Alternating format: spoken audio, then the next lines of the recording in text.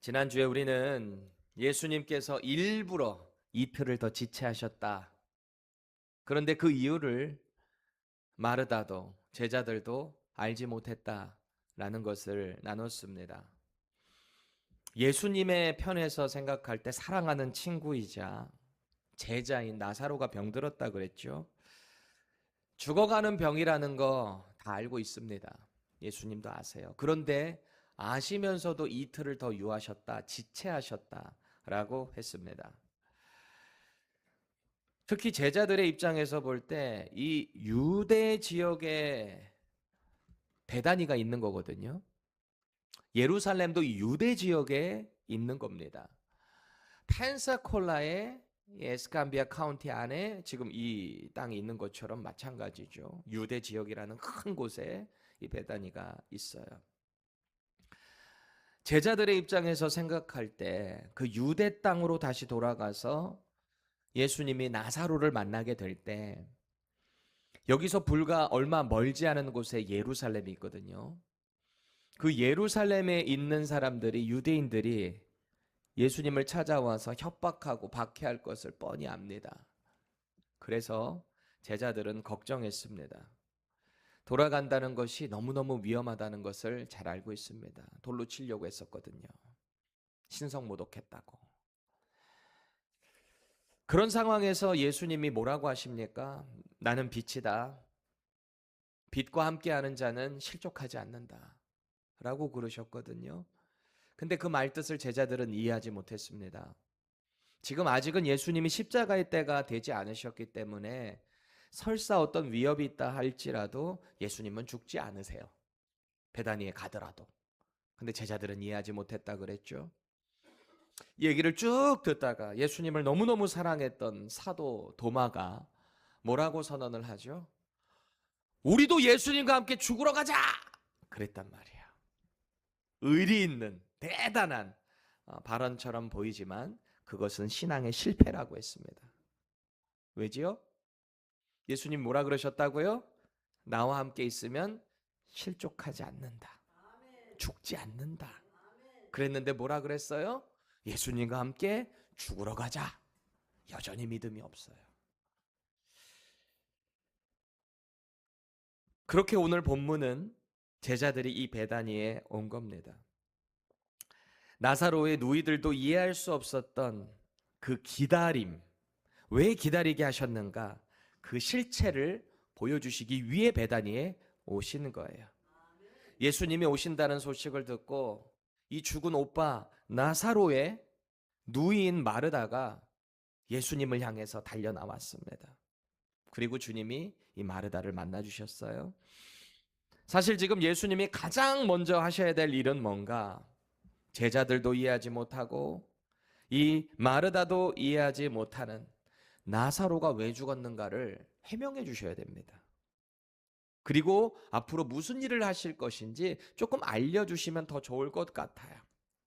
빨리 해결하셨어야 했는데 왜 이틀을 여기서 더 머무셨는가에 대한 이유를 말씀해 주셨어야만 했습니다. 그런데 오늘 주님은 죽은 나사로에게 먼저 가서 그를 살리시고 해명하는 게 아니에요.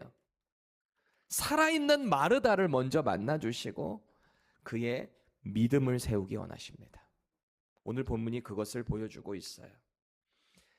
오늘 우리가 쭉 읽어본 본문에서 크게 세 가지의 포인트들이 있습니다. 첫 번째는 하나님은 언제 일하시는가?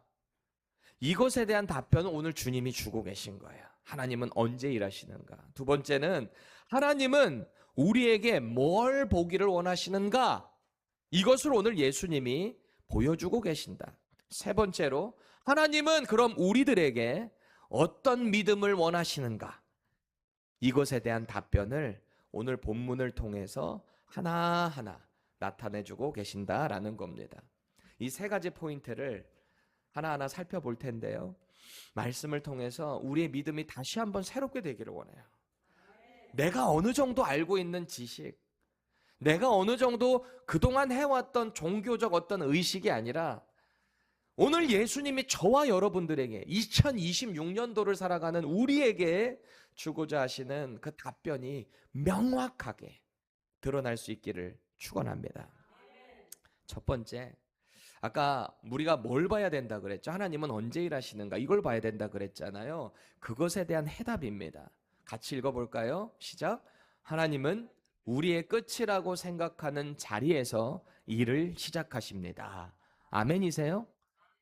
우리가 끝났다. 아, 이거는 도저히 답이 없다라고 하는 그때 하나님은 일을 하신다는 거예요. 17절 말씀 같이 읽겠습니다. 시작. 예수께서 와서 보시니 나사로가 무덤에 있은지 이미 나흘이라. 아멘. 아멘. 사도 요한이 요한복음 썼잖아요. 이 글을 기록을 하면서 이 시간적인 개념, 나흘이라는 개념을 집중시키고 있는 거예요, 우리에게. 나흘.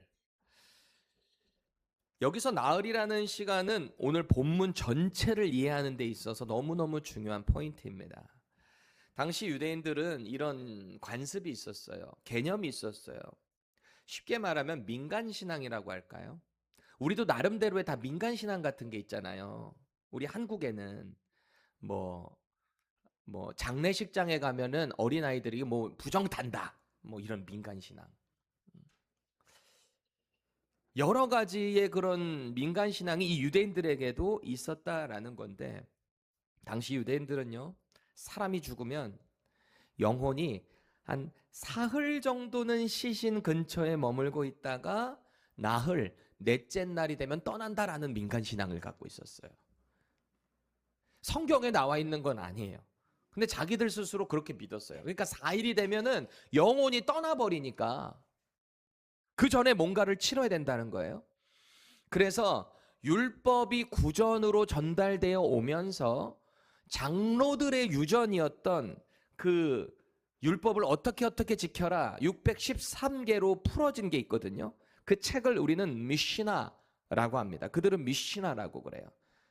율법의 내용이 이게 풀어져서 기록되어 있는 거거든요. 근데 그 미시나에 보면은 이런 내용이 있다는 거예요. 사람이 죽으면 3일 이내에 시신을 확인해라. 그리고 그 기간 내에 장사해라라고 하는 규정이 들어 있습니다. 이거는 성경에 나와 있는 내용은 아니에요. 그들이 그들의 유전으로 풀어내서 그것을 전통적으로 지키고 있었다라는 겁니다. 그래서 이 나흘이라는 시간이 당시 유대인들에게 있어서 너무너무 중요한 시간이에요. 뭐예요? 이 나흘이면 영혼이 떠나가는 시간입니다. 완전히 죽은 시간이에요. 더 이상 소망이 없는 시간이다라는 겁니다. 그러니까 지금 예수님이 죽은 지 나흘 된 나사로의 그 장례 지역에 이 베다니로 찾아오신 이유가 뭐예요? 분명하게 죽은 그 타이밍에 세팅을 완전히 하시고 이제 앞으로 이 나사로를 살리시겠다는 거예요. 의심의 거리를 완전히 지로 베이스로 만들어 놓은 다음에 하시겠다는 거예요. 왜 누군가는 또 그럴 수 있잖아요. 아유, 나사로 기절했던 거네. 기절했는데 그렇게 붕대 다 감았던 거네. 세마포 다 해놨던 거네. 이럴 수 있잖아요. 예수님도 분명히 죽으셨는데 사흘 만에 부활하셨는데 지금도 예수님 부활한 게 아니다. 잠깐 기절했던 거다라고 하는 이단들이 있거든요. 교회 역사 가운데 있었거든요. 왜? 예수님이 실제로 부활을 하면 자기네들이 진짜 하나님의 아들을 죽인 게 되는 거니까 유대인들도 그것을 믿지 않습니다. 지금도. 오늘 예수님은 앞으로 일어날 그 일을 마치 미리 리허설 하듯이 사흘이라는 시간에 딱 도착하셨다라는 거예요. 자, 이제 18절 한번 보세요. 베다니는 예루살렘에서 가깝기가 한 5리쯤 되매 그래요. 뉴 킹 제임스 버전으로 보면은 그래요. Now Bethany was near Jerusalem about 2 miles away 그럽니다. 한 2마일 정도 about 정확히 따지면 한 1.7마일 정도 됩니다. 이거를 성인이 걷게 되면은 한 30분에서 35분 거리예요. 그때 30분, 35분 걸어 다니는 거는 일도 아닌 거예요. 그쵸? 김순식 권사님 옛날에 엄청 걸어 다니셨죠? 문희숙 권사님 엄청 걸어 다니셨죠? 뭐 산 하나 타고 막 가는 데만 몇 시간 걸려가지고 우리 엄마도 그러대. 막 학교 가는 데만 3-4시간 막 걸어갔다 그러대요. 그 정도로 교통편이 안 되니까. 그러니 30분이라는 시간은 아무것도 아닌 거죠. 정말 이 충청도식으로 하면은 가차운 거리인 거예요. 가차운 거리. 이게 무슨 말인지 아세요? 왜 이 글을 쓴지 아세요? 왜 한 오리쯤 되니라. 이거를 사도 요한이 왜 기록했을까요? 그만큼 베다니로 가면 위험하다는 말이에요. 예루살렘에서 나와 아버지는 하나다 라는 발언하셨다가 돌 맞으실 뻔했거든요. 그래서 그 자리를 피하셨던 거거든요. 그런데 지금 나사로가 이 유대 지역 예루살렘에서 30분 거리밖에 안 걸리는데 있는 곳에 예수님이 여기 다시 오시면 어떻게 되겠습니까? 그 소문 듣고 이 사람들 돌 들고 막 올 거 아니에요. 위험한 곳이라는 겁니다. 그리고 생각해 보세요. 여러분 생각해 보세요. 나사로가 죽어서 이미 장례가 끝났어요. 끝났어요. 사흘이나 돼서 썩은 냄새까지 살살 나기 시작해요. 사람 죽은 냄새 맡아보셨어요? 살살 나는 그 냄새. 아주 말도 못할 정도로 냄새가 고약한 거죠. 누이들의 입장에서 볼 때 이 예수님을 거기 보낸 이유가 있었을 거 아니에요. 예수님께 그 자기 소식통을 보낸 이유가 있을 거 아니에요. 왜? 왜 보낸 거예요? 당신의 사랑하시는 친구 나사로가 병들었습니다. 이거 왜 전달하게 한 겁니까? 빨리 와달라고. 예수님 좀 빨리 와달라고. 그 마음을 담아서 이 누이들이 사람을 보냈던 거 아니겠습니까? 그런데 지금은 이미 끝난 거죠. 이미 죽어버렸는데. 사흘이나 지났단 말이죠. 이 죽음 앞에서 어떤 소망이 이 여인에게 있겠습니까? 사랑하는 오빠가 죽었어요. 소망도 미련도 아무 의미 없게 된 상태. 그게 바로 죽음입니다. 우리 인간들이 마주하는 끝, 죽음. 우리는 흔히 이제 끝났어, 소망이 없어 라고 말할 때 그 소망을 붙잡을 수 있는 타이밍은 뭐라고 하는가? 그걸 골든 타임이라고 그래요. 이 끝나기 전에 이 골든 타임을 잘 잡아야 이 끝나지 않는 거잖아요. 조난으로 실종된 사람들 구출해내야 하는 골든 타임이 있어요. 빨리 그때 구해야 돼요. 안 그러면 다 죽는 거예요, 되게. 갑작스러운 질병을 얻었어요. 뭐 대상포진을 얻거나 어떤 뭐 스트로크 같은 경우도 골든 타임을 딱 바로 잡아야 이게 돌아가는 거를 잡는 거잖아요. 그런 골든 타임들이 다 있단 말이에요. 사람들은 대개 그 골든 타임을 놓치면 소망이 없다라고 받아들입니다. 그런데 오늘 예수님이 그러시는 거예요. 아직 끝난 게 아니야. 지금부터가 골든 타임이야. 이러시는 것 같아요. 인생의 끝이 하나님의 시작과 딱 만나는 장면이 오늘 본문이라는 거예요. 사람이 아무리 끝났다고 해도 하나님이 하시겠다라고 하면 그 모든 순간순간이 다 골든 타임임을 믿으시기 바랍니다. 오늘 나사로의 죽음은요, 제자들의 눈에는, 그리고 그 누이들과 이 유대에서 예루살렘에서 조문 온 사람들의 눈에는 이미 골든 타임 끝난 인생인 거예요. 끝났어요. 죽었어요. 바로 그때 예수님이 베다니 오셨죠. 마르다 만나 주셨죠. 그때 사람들은 주변에서 수군수군 됐을지 몰라요. 마르다와 대화하는 걸 보면서 아유, 이제 와서 뭐 한대. 이미 죽어서 냄새도 나는데 장례 다 치렀는데 에이, 뭐 하다가 이제 온 거야. 그렇게 생각했을 겁니다. 우리 인생이 마주하는 이런 한계점들이 있단 말이에요. 도저히 우리는 할 수 없는 한계점. 그때 꼭 기억해야 될 게 있어요. 오늘 예수님이 당신을 통해서 뭘 자꾸 드러내시는지 아세요? 사도 요한이 이 사건을 기록하면서 뭘 말하는지 아세요? 예수님이 누구신가?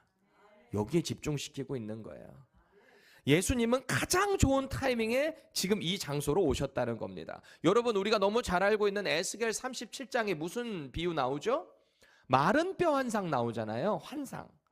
하나님께서 절망적인 남유다 땅 가운데 이미 무너져버린 그 남유다 가운데 이미 포로에 끌려가 있는 상황입니다.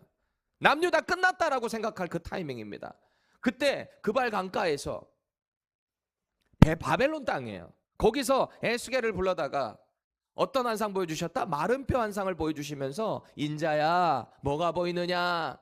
말라 비틀어 있는 마른 뼈들밖에 없는데요. 소망이 전혀 없는데요. 그때 하나님께서 그 마른 뼈에 생기를 불어넣으시니까 어떻게 됐대요? 살이 붙고 근육 조직이 생겨나면서 그들이 빡 일어나는데 마른 뼈 아무것도 없어 보였던 보잘것없었던 그들이 큰 군대로 일어나는 것을 보게 됩니다. 꼭 기억하세요. 우리가 생각하는 끝 절망이라 할지라도 그때 하나님이 하시면 되는 거예요.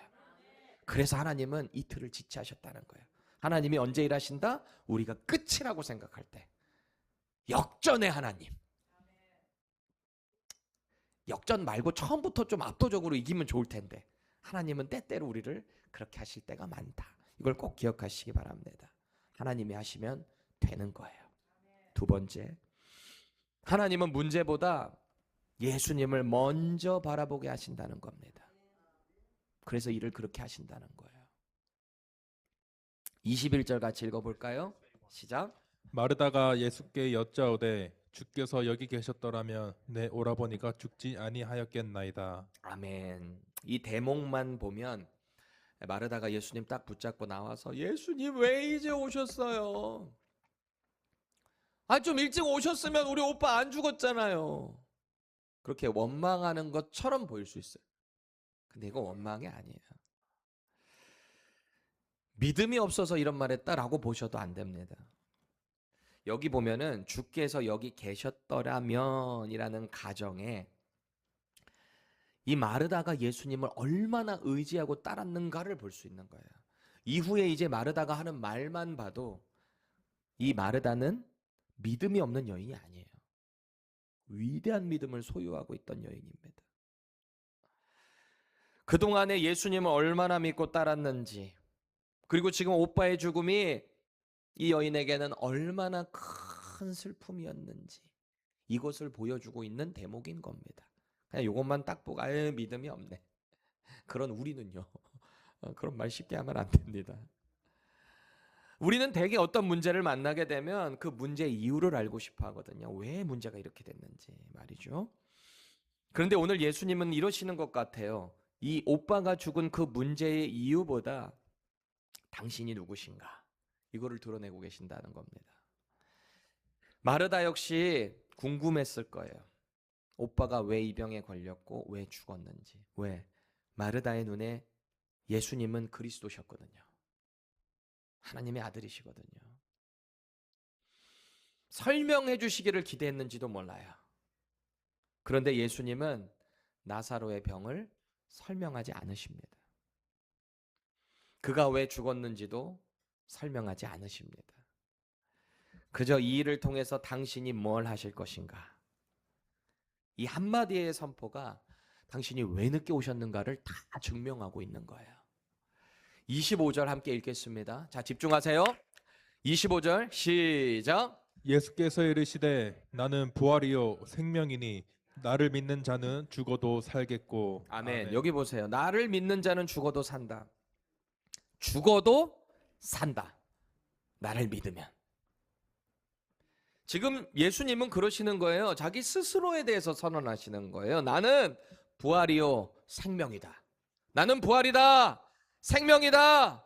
너희들이 나를 믿으면 부활한다. 생명을 얻는다. 죽었어도 산다. 이 말씀을 하신단 말이죠. 예수님은 언제나 이 요한복음에 보면 이런 식으로 말씀하세요. 헬라어로 보면은 에고 이게 I, 에이미 이게 am입니다. 에고 에이미의 이 센텐스를 참 많이 사용하세요. 그래서 예수님 그러셨잖아요. 나는 빛이다. 나는 살아있는 떡이다. 그렇죠? 이런 식이란 말이에요. 나는 부활이다. 나는 생명이다. 나는 길이다. 진리다. 그렇죠? 언제나 에고 에이미. 나는 무엇이다라고 선언하십니다. 다 선언이에요. 당신이 왜 그런 존재인지를 하나하나 설명하시는 게 없어요. 그냥 선포입니다. 왜 그럴까요? 그는 그 자체이시기 때문에 그래요. 그 자체이신 분은 굳이 왜 내가 이게 되는지 설명할 필요가 없는 거예요. 꼭 그게 아닌 사람들이 변명이 길어요. 많아요. 내가 왜 이거여야만 하는지 자꾸 설명을 한단 말이에요. 그렇죠? 우리 아들들만 봐도 그래요. 자기가 말하고자 하는 핵심이 있어요. 근데 그거를 말하기 위해 뭔가 살이 많이 붙어요. 결국은 이거 먹고 싶다는 거예요. 뭔가를 설명할 때. 내가 오늘 아빠 몸이 어떤데 저쩐데 뭔데 이러면 아빠 외식 나가고 싶다라는 표현. 아빠 내가 이거를 갖고 싶다라는 거를 말하기 위해서 이 부연 설명들이 뭔가 많단 말이에요. 다 꿰뚫어 보는데 아빠는. 그렇죠? 예수님은 굳이 그렇게 하실 필요가 없어요. 그 자체세요. 그럼 이 선언을 받은 사람들에게는 뭐가 요구되는 걸까요? 예수님 그랬어. 나는 길이다. 나는 부활이다. 생명이다. 이런 말씀을 하셨을 때 이 말을 듣고 있는 사람들에게는 뭘 요구하시는 거예요? 그냥 믿으라고. 믿으라고. 지금 믿음을 요구하고 계신 거예요. 아무 설명 없어도 그저 그분을 그분되게 믿을 수 있는 믿음. 가만히 보면 우리 신앙생활에는 언제나 하나님께 설명을 요구할 때가 많습니다. 그렇죠. 여러분들의 기도를 한번 생각해 보세요. 하나님, 도대체 제가 겪는 이 상황 좀 설명 좀 해보세요. 제가 하나님께 어떻게 했는데요? 어떻게 저한테 이러실 수 있어요? 저를 좀 납득 좀 시켜주세요. 우리는 이런 투로 하나님께 기도할 때가 많다. 그런 우리들을 향해서 오늘 예수님 그러시는 거예요. 당장 네가 경험하고 있는 그 삶의 문제가 아니라 부활이고 생명인 나를 봐줄 수는 없겠니? 오빠가 지금 왜 죽었는지 그런 거보다 지금 네 앞에 서 있는 내가 누군지를 깨달아주지 않겠니? 이걸 요구하시는 거예요. 우리 신앙생활에 정말 이런 영적 진단이 필요합니다. 어떤 문제를 만나고 계십니까? 어떤 답답함 가운데 계십니까? 내가 해결하려고 하지 마세요. 그 이유 굳이 알려고 너무 부단히 애쓰지 마세요. 하나님이 그냥 은혜 허락해 주시면 그냥 끝, period, 다 끝나는 거예요. 그냥 하나님의 은혜를 구하세요. 예수님을 깊이 더 만나세요.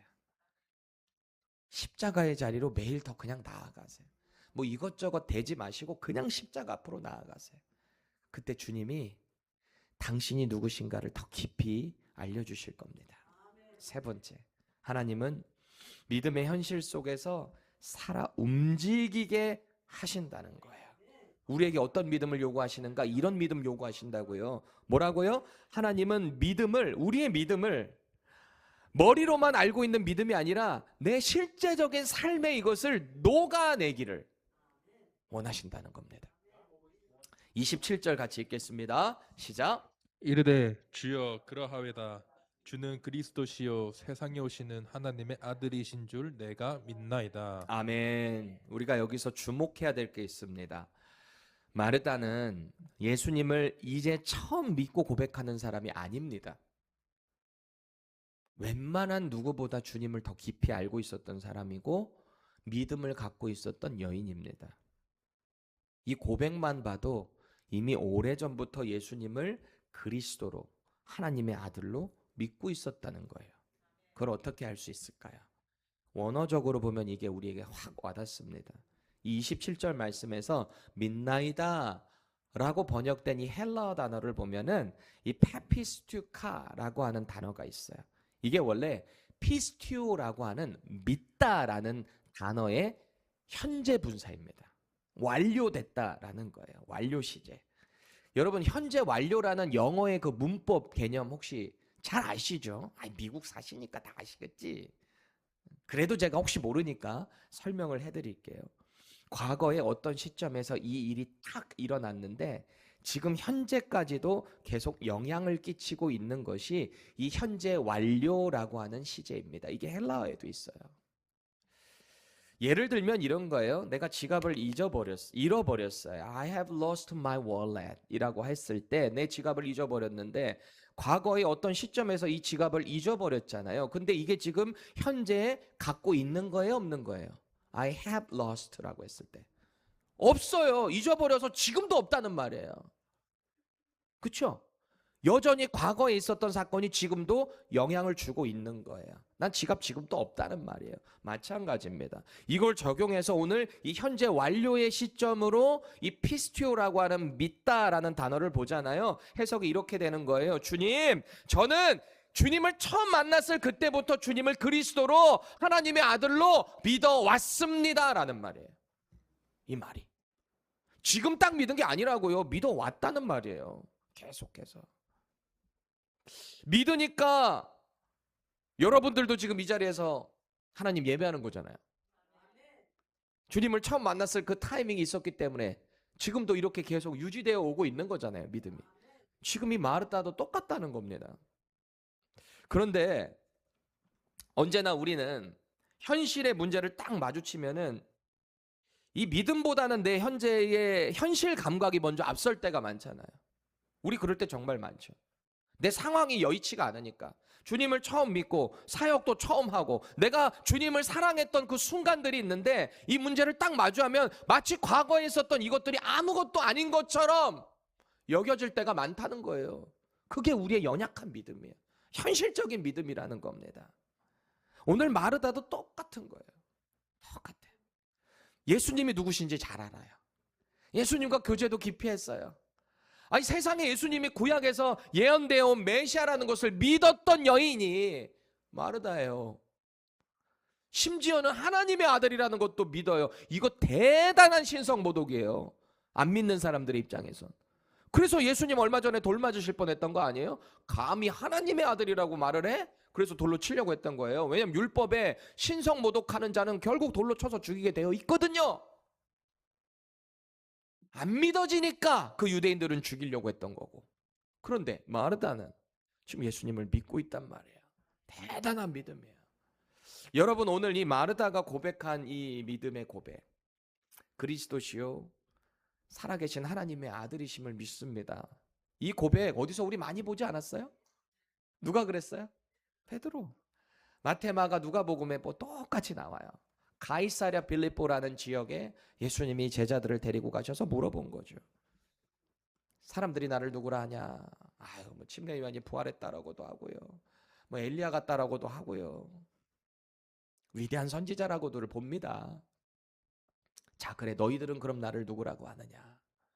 그때 베드로가 주는 그리스도시요 살아계신 하나님의 아들이십니다. 예수님이 너무너무 흡족하셨어요. 바 요나, 요나의 아들 시몬아.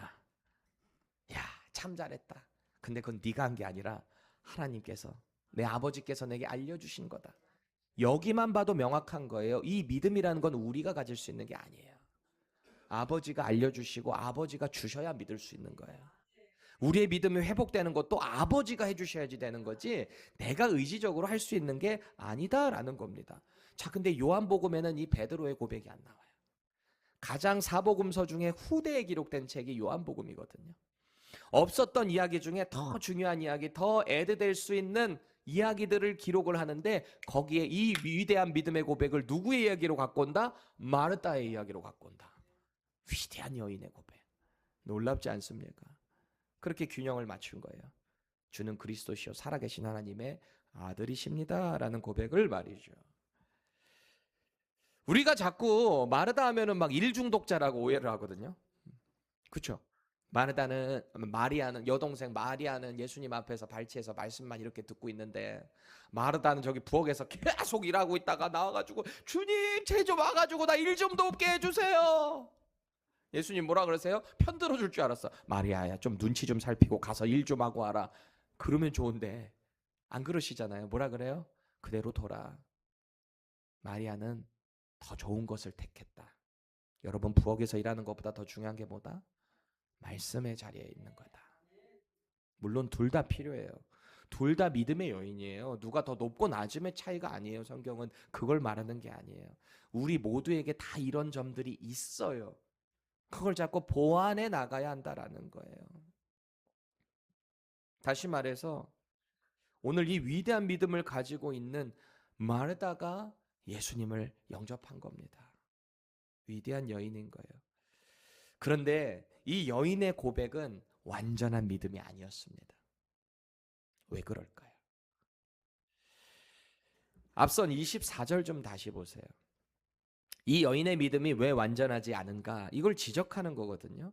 뭐라고 고백했습니까? 내 오빠 살 거다 라고 주님이 말씀하셨거든요. 그러니까 한 말이에요. 마지막 날 부활 때에는 다시 살아날 줄을 내가 아나이다. 인간의 한계가 여기 똑같이 적용되어 있습니다. 우리 믿음의 한계예요. 당장 내가 이해되는 그 한도 내에서만 우리는 이해해요. 그게 우리의 믿음의 한계인 것입니다. 이게 마르다의 한계예요.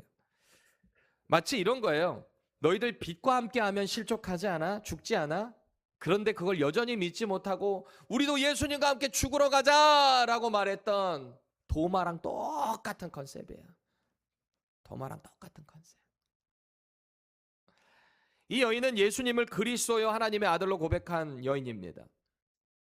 오빠가 죽는 이 슬픈 시점, 주인이 늦게 오셨어도 예수님이 누구신지 믿는 그 믿음에는 변함이 없어요. 대단한 여인입니다. 그러니까 그런 말 한 거죠. 만약에 예수님 계셨으면 우리 오빠 안 죽었을 텐데. 그렇죠? 대단한 믿음이에요. 그런데 예수님이 네 오빠 산다, 부활한다 라는 말씀을 하셨을 때 여기에는 자기의 한계가 딱 적용이 되는 거죠. 예수님을 오늘 자신의 현실, 그 문제에는 적용하지 못하고 있다라는 겁니다. 믿음은 있었는데 부활의 믿음은 지금 당장은 이루어질 수 없다라고 딱 단정한 거예요. 그럼에도 오늘 불과 예수님 그러세요. 야, 내가 말하는 건 그게 아닌데 너는 도대체 언제쯤 믿음을 가질래? 라고 질책하시는 게 아니에요. 아마 마르다를 이렇게 지그시 바라보셨을 것 같아요. 그래, 지금은 그럴 수 있어. 때가 되면 온전한 믿음이 너에게 들어갈 거야. 아마 아버지의 미소로 바라보시지 않았을까 싶습니다. 더 큰 믿음으로 자라나기를 인내하시는 주님의 모습인 거죠. 오늘 많은 사람들이 나사로의 무덤을 봤습니다. 장례식에 조문을 왔다고 했으니까 그렇죠. 게다가 이미 시신에서 이상한 냄새가 날 거예요. 분명한 증거와 현실이 있는 거예요. 인간의 한계. 죽었다. 소망이 없다. 불가능해 보입니다. 그런데 예수님은 이 일을 통해서 하나님과 당신의 영광, 하나님과 지난 시간에 그랬잖아요. 내가 이 일을 통해서 기쁘다. 너희들이 이 일을 통해서 먼저 하나님이 영광 받으시는 것, 그리고 하나님의 아들이 영광 받는 것을 보게 될 거다. 내가 이걸 생각하니 참 기쁘다. 그래서 지체하셨다는 거였거든요.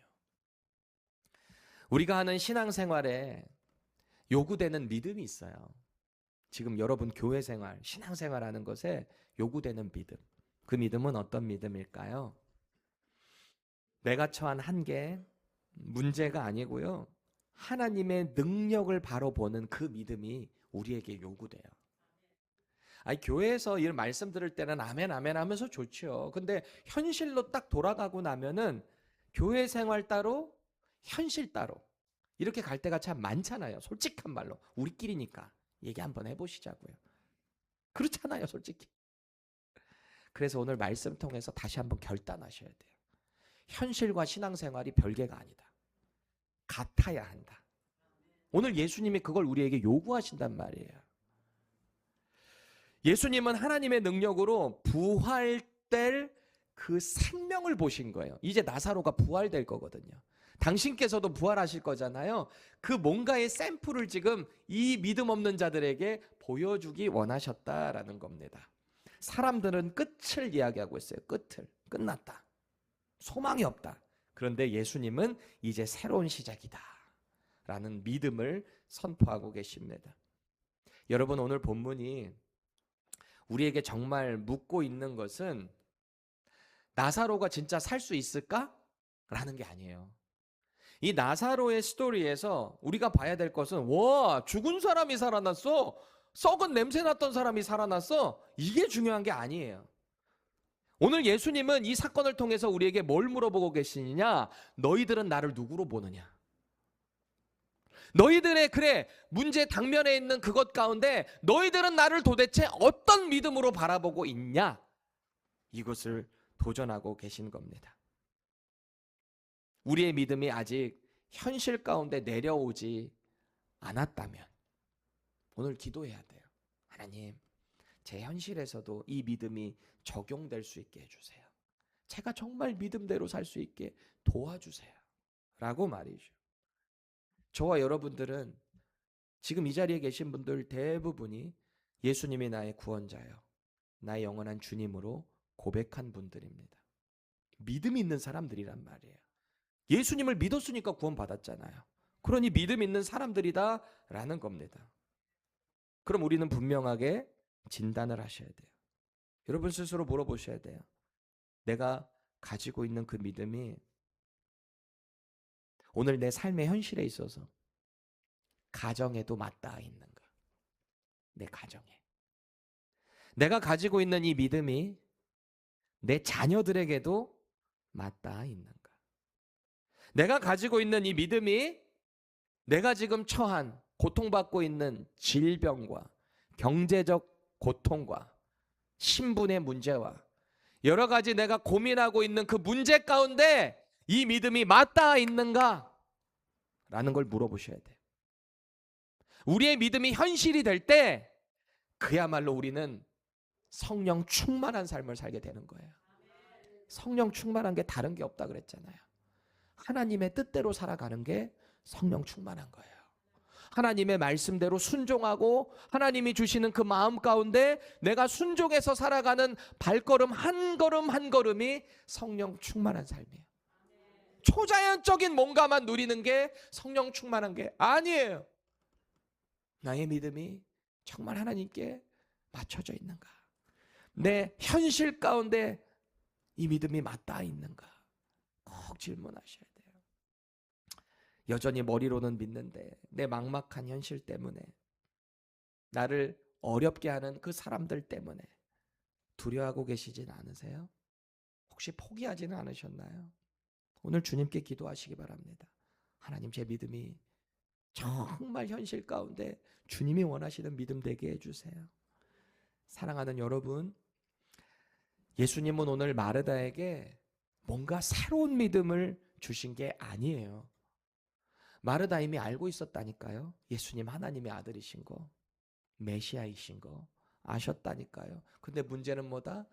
현실이 탁 맞닥뜨리니까 그 믿음은 별개가 되었다라는 거잖아요. 오늘 주님은 우리에게 이걸 요구하시는 거예요. 이미 우리에게 말씀을 통해서 주신 그 믿음을 더 깊은 믿음의 자리로 초청하고 계신다라는 겁니다. 믿음은 하나님이 이미 행하신 일들만 믿는 게 아니에요. 내 삶에 아직 행하시지 않았지만 그것까지도 신실하게 이루어내실 그 하나님을 믿는 것, 그 믿음을 오늘 저와 여러분들에게 요구하고 계십니다. 아직 하나님이 하지 않으신 것처럼 보이지만 그 순간에도 하나님이 하실 일을 신뢰하는 것, 그 믿음이 저와 여러분들에게 필요해요. 오늘 주님은 우리에게 동일하게 물으십니다. 나는 부활이요 생명이다. 너희들은 이걸 믿느냐?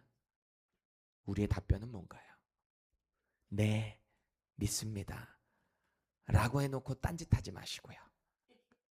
믿었으니 믿음대로 행할 때 우리의 믿음이 현실과 맞닿아 성령 충만해지게 될 것입니다.